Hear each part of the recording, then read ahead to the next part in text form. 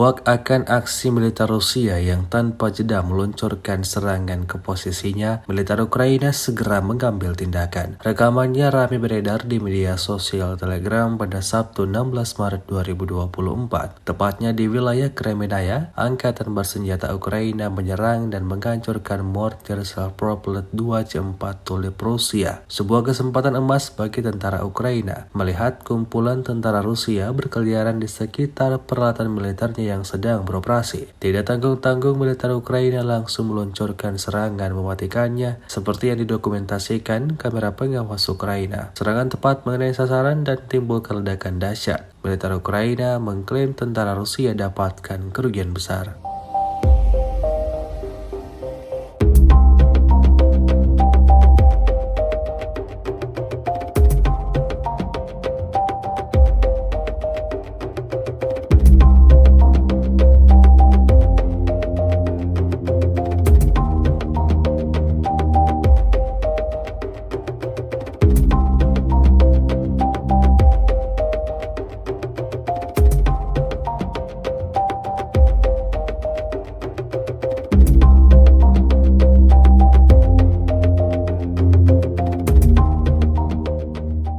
Download Tribun X sekarang, menghadirkan lokal menjadi Indonesia.